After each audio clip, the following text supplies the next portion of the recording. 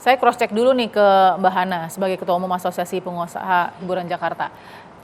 Sidak razia semacam ini biasanya berakhir seperti apa sih? Yang paling ekstrim ya yang Mbak Hana sempat dapatkan informasinya? Ya, jadi sejak itu sudah lama Mbak Balkis tidak berlangsung lagi. Dulu ada beberapa ormas yang melakukan sweeping. Itu sekitar mungkin 10 tahun lalu lah gitu. Kalau kesini-sini sudah nggak ada, cuman yang masih justru kami sering diresahkannya itu dengan operasi-operasi gabungan dari aparat gabungan. Justru itu juga sering saya suarakan, agak meresahkan gitu. Ya karena ini stigma ya. Jadi tempat hiburan itu selalu saya bilang tempat hiburan itu usaha legal. Halal, tinggal lihat dari sisi mananya gitu. Lalu stigma yang dibangun, tapi saya bingung ya. Justru jadi harus hati-hati juga mengatakan antara legal dan halal kan, karena kan. Oh ya, kalau legal ini adalah legal. Agama. Okay. Ya, legal, kalau ya? stigma halal, kita baca sendiri dari Kemenaker bilang kayak tadi profesi pemandu karaoke adalah profesi yang halal. Makanya sekarang dibundel, dilindungi oleh undang-undang dan SKKNI gitu. Nah, terkait tadi izin terkait untuk sweeping dari ormas belakangan ini sudah tidak ada. Sudah tidak ada. Justru yang kerap kali kita dengar itu adalah operasi gabungan dari aparat itu di bulan puasa gitu. Kadang ada dari instansinya jalan sendiri atau dari gabungan-gabungan. Ini justru yang meresahkan. Karena memang di bulan Ramadan ini kan hiburan itu tidak boleh jual alkohol. Seperti itu. Dan jam tayang. Jam tayangnya ini memang sempit sekali. Bagaimana mungkin karaoke dibuka jam 8.30, tutup jam 12. Nah ini kan makanya kembali peraturan-peraturan yang memberatkan ini adalah kembali kepada stigma. Gitu. Tapi 10 tahun tidak pernah ada kejadian tadi ya, sidak atau razia. Melihat fenomena yang sedang terjadi ini, apa yang ada di benak Mbak Hana? Ya, jadi sebetulnya saya kan di dunia hiburan ini sudah 25 tahun. Jadi lumayan banyak mengalami peristiwa-peristiwa. Nah dengan adanya ini justru membuat saya shock, jadi shock gitu. Kenapa ini kembali lagi mundur sepertinya gitu. Tapi kalau menurut saya ada beberapa opsi sebetulnya. Kalau kita lihat sebenarnya masyarakat sekarang udah pintar kok. Mereka udah nggak, justru masyarakat itu, area sekitar kita, masyarakat itu justru lebih memahami. Mereka juga tahu, masyarakat udah tahu kok mana yang, ibaratnya gini, stigma itu di tempat hiburan, mau nakal tuh bukan hanya di tempat hiburan. Tapi stigma karaoke itu kayak seperti yang kita lihat di... Iya, kalau kita ngomongin masyarakat sekitar Mbak Balkis, justru ada bounding di situ.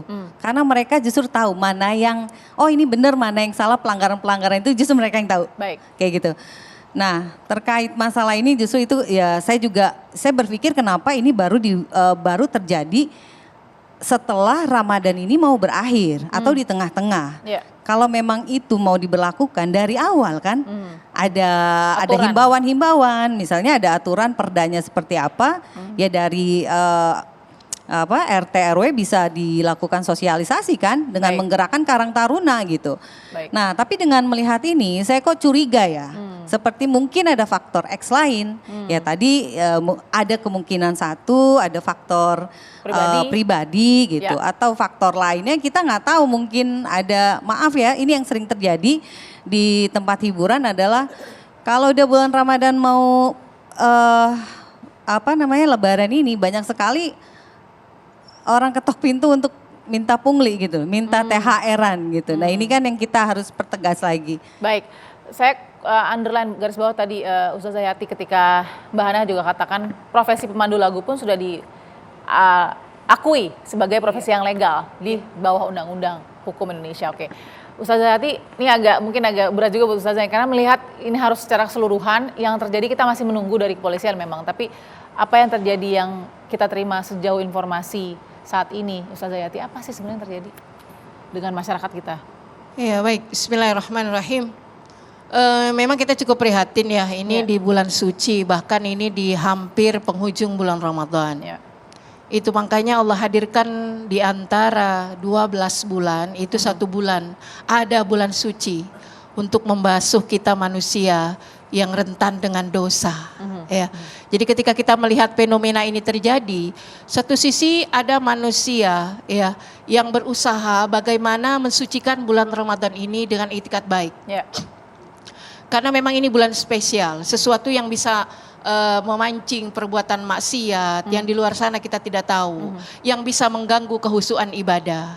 Pada sisi lain ada banyak hal ya yang terjadi di luar sana juga Ya. terkait dengan profesi, pekerjaan segala macam.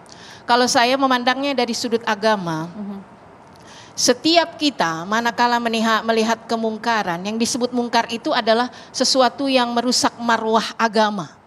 Nilai-nilai luhur ajaran agama, terlebih lagi terkait dengan amaliyah di bulan Ramadan. Katakanlah misalnya perbuatan maksiat atau yang mengarah kepada maksiat. Akan tetapi tidak semua orang dapat melakukan itu sebagai seorang muslim. Karena syarat dan ketentuan berlaku ya untuk melakukan amar ma'ruf nahi munkar itu. Apa kriteria yang mesti dimiliki? Itu tadi makanya. Ini harus dilakukan oleh orang yang berilmu. Makanya kata Ibnul Qayyim, al-ilmu imamul amal. Ilmu itu penuntun amal. Ketika ada perbuatan yang tidak dibimbing dengan ilmu, mungkin perbuatan itu dinilai baik, mencegah seseorang melakukan perbuatan yang menodai kesucian bulan Ramadan. Tapi ketika tidak dilandasi dengan ilmu, akhirnya yang keluar adalah hawa nafsu. Nah, kriteria yang kedua masuk tadi, niatnya untuk apa melakukan ini? Kalau memang niatnya adalah baik, maka nahi munkar ini, mencegah perbuatan munkar ini harus dilandasi dengan ridha Allah. Nilai-nilai syariat yang benar. Bukan macam-macam tadi alasannya, inilah itu kan begitu. Itu berarti udah keluar dari jalur aturan agama. Dan tidak seperti itu menjemput seseorang yang katakanlah tanda kutip kita anggap berada di jalan sesat.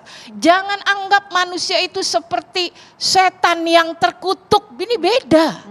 Dakwah itu adalah mengajak orang yang dalam kesesatan dituntun ke jalan yang benar.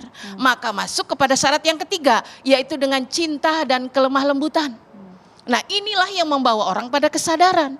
Jadi kalau caranya seperti itu, yang ada adalah trauma, ketakutan. Lalu mau dibawa kemana ya ketika kita melihat orang-orang yang sesat ini kalau caranya seperti itu?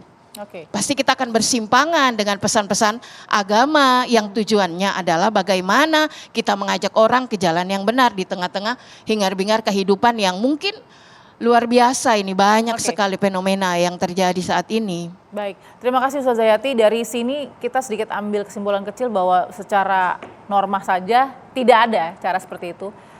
Secara bisnis model saja tidak ada apa yang dilakukan oleh para mungkin pelaku-pelaku tadi ya. Dan kemudian secara agama apalagi tidak ada tempat untuk melakukan hal serupa. Saya akan bertanya di segmen berikutnya nanti dengan Pak Kapolres bagaimana penegakan hukum yang akan menanti para pelaku dan bagaimana hak-hak korban yang harus dijaga. Sesaat lagi.